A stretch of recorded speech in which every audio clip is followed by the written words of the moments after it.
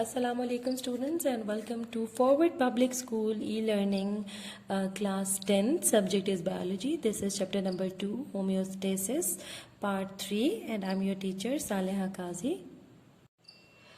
Okay, so the topic of our today's lecture is disorders of kidneys.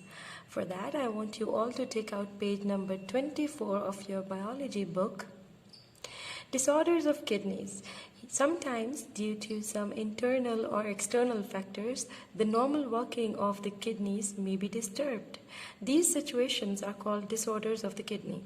Some important disorders of the kidneys and their treatment is described below. Disorders किसे कहते हैं? कभी-कभी internal problem की वजह से या external factors की वजह से kidneys की normal working जो है वो disturb हो जाती है और इस condition को disorder कहा जाता है. Human kidneys start functioning right after the 4th month of gestation and keep working throughout the life. इसमें इन्होंने आपको एक information बताई है कि human kidneys during pregnancy 4th month के बाद जब gestation stage gastrula बनता है, ये वाली स्टेज आती है तो उस टाइम पे ह्यूमन किडनीज की फंक्शनिंग स्टार्ट हो जाती है और फिर it keeps working through out the life of that individual.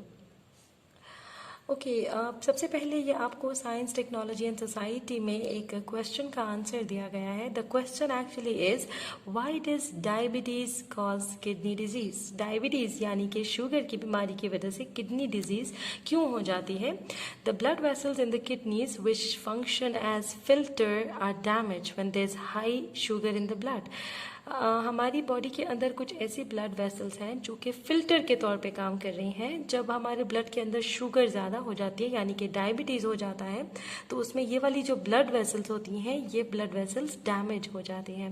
The damaged blood vessels then do not function as filter and the blood can not be cleaned properly. और ये damage blood vessel जो कि diabetes की वजह से damage हुई है वो फिल्टरेशन नहीं कर सकती.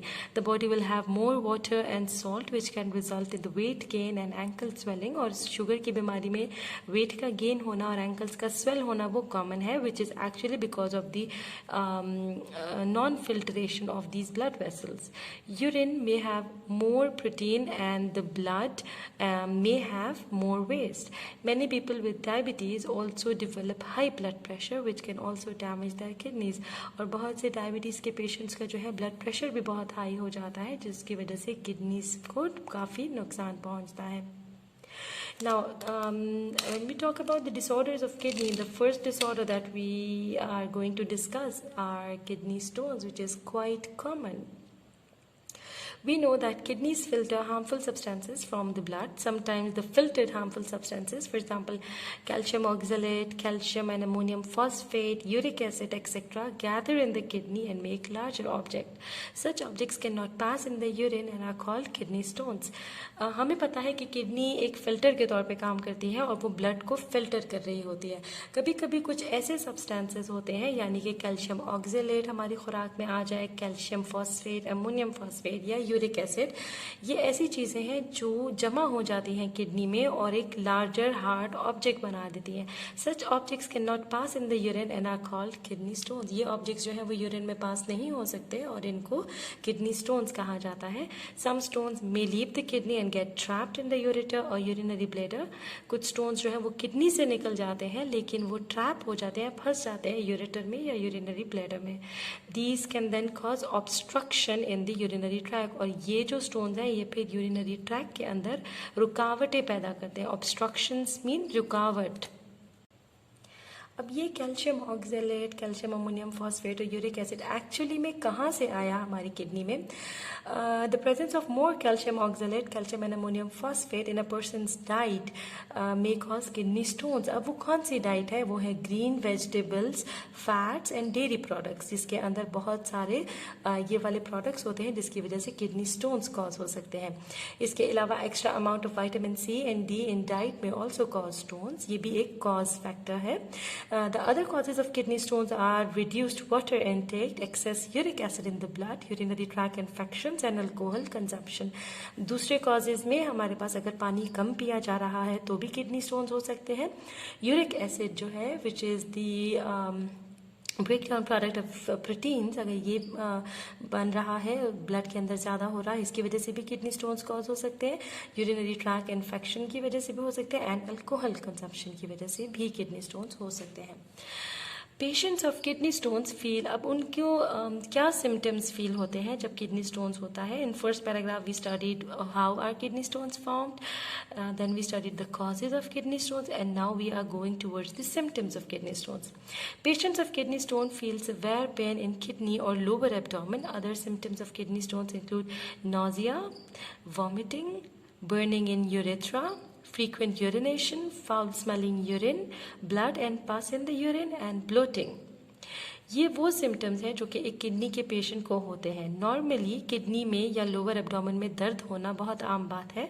दूसरे सिम्टम्स में है दिल का ख़राब होना, वॉमिटिंग से पहले की फीलिंग जिसको नोजिया कहते हैं, वॉमिटिंग हो जाना, यूरिथ्रा यानी कि the opening from where the urine is passed out, इसमें बर्निंग होना, उसमें जलन फील होना, बहुत ज़्यादा बार बार यूरिनेशन करना, फाउल स्मेलिंग यूरिन की स्मेल होना, blood and pus in the urine, urine में ब्लड का या पस का होना, एंड ब्लोटिंग यानी एब्डोमिनल स्वेलिंग। ये तमाम कॉमन सिम्टम्स है of kidney stones. For your information, calcium oxalate type stones are 70% of all the kidney stones. Oxalates are present in green vegetables and tomatoes. Therefore, eating green leafy vegetables and tomatoes may form oxalate stones. This is for your information and it's very important. Calcium oxalate 70% kidney stones जो है वो calcium oxalate की वजह से होते हैं, जो कि tomatoes और green leafy vegetables में होते हैं।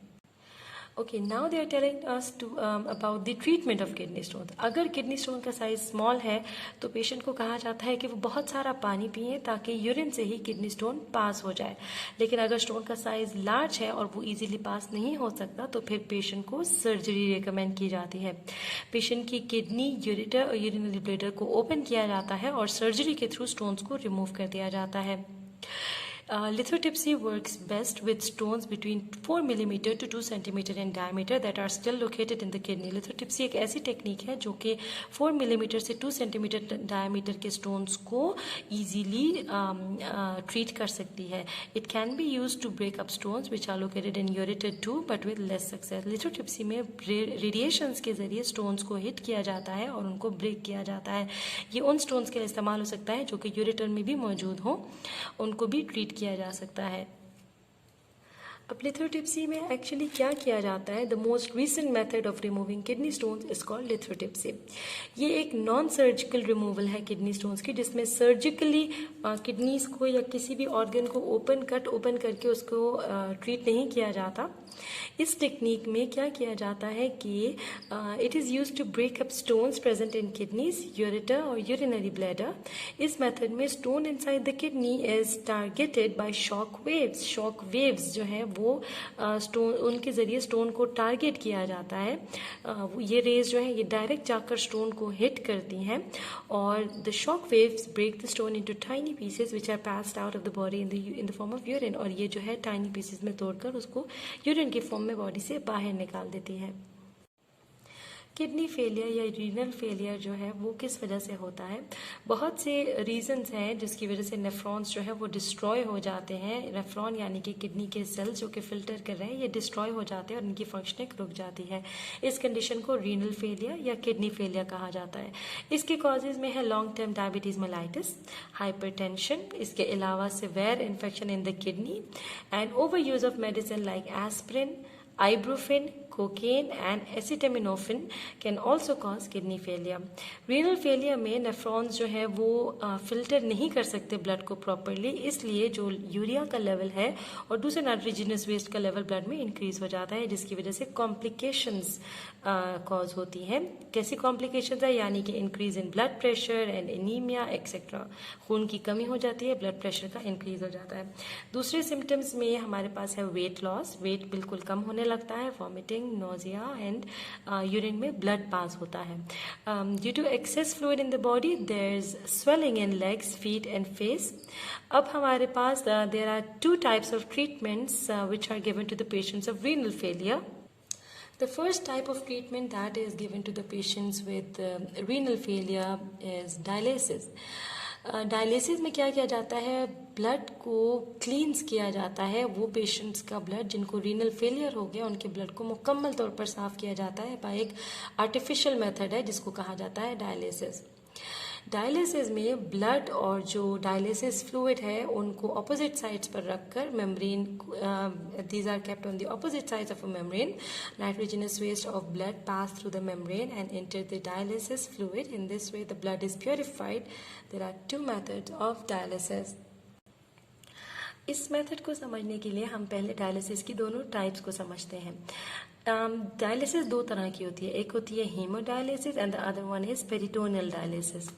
हीमोडायलिसिस में क्या किया जाता है, इस मेथड में ब्लड को पास किया जाता है एक मशीन से जिसको डायलाइजर कहते हैं। डायलाइजर के अंदर ट्यूब्स होती हैं, इनकी जो वॉल्स होती हैं वो सेमी परमिएबल मेम्ब्रेन होती हैं, यानी कि वो मेम्ब्रेन जो कि which allow some substances to pass through it.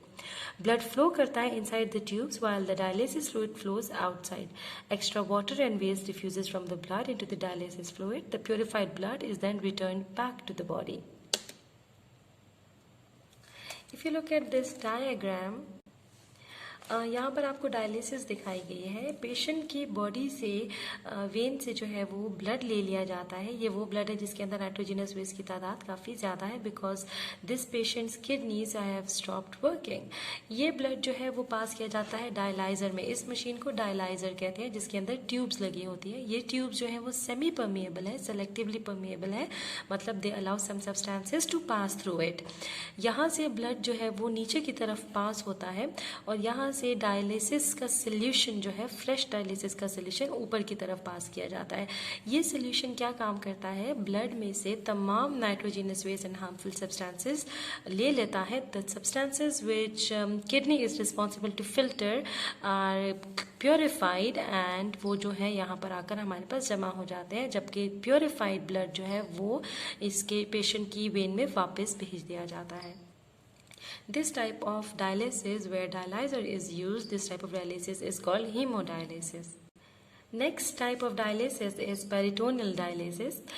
Peritoneal cavity जो है वो एक्चुअली एब्डोमेन कैविटी को कहते हैं। The space around the gut, gut के इर्द गिर्द जो एलिमेंट्री कैनाल के इर्द गिर्द जो स्पेस है उसको एब्डोमेन कैविटी कहते हैं। इसको पेरिटोनियल कैविटी भी कहा जाता है।